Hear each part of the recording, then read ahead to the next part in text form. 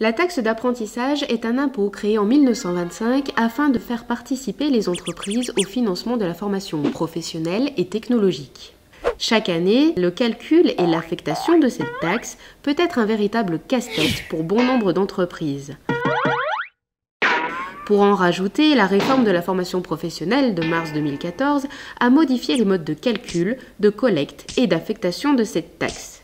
L'entreprise a obligation de verser 0,68% de sa masse salariale au titre de la taxe d'apprentissage. La répartition se fait ainsi. 51% du montant de cette taxe est attribué à la région, autorité organisatrice de l'apprentissage. 26% de cette taxe est allouée au centre de formation en apprentissage, part que l'on appelle quota. Et enfin, 23% de cette taxe est attribuée aux formations hors apprentissage, part que l'on appelle barème. La taxe d'apprentissage est une ressource essentielle pour les centres de formation. À la différence des formations dites généralistes, l'apprentissage industriel et technologique nécessite d'importants investissements matériels et pédagogiques. Le soutien financier des entreprises locales à travers la taxe d'apprentissage est donc primordial pour le bon fonctionnement du CFAI Loire et pour lui permettre de poursuivre ses investissements. Alors, comment affecter votre taxe d'apprentissage au CFAI Loire ?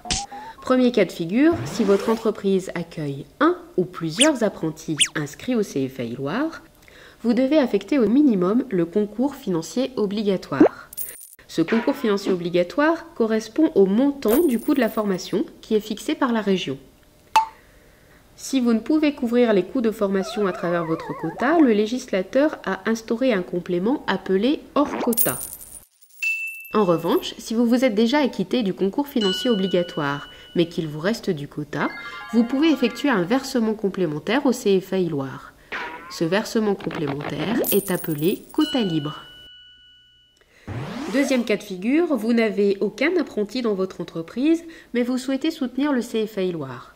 Pour plus de clarté, prenons un exemple concret. Une entreprise de la métallurgie installée dans la Loire. Elle compte 20 salariés, mais aucun apprenti.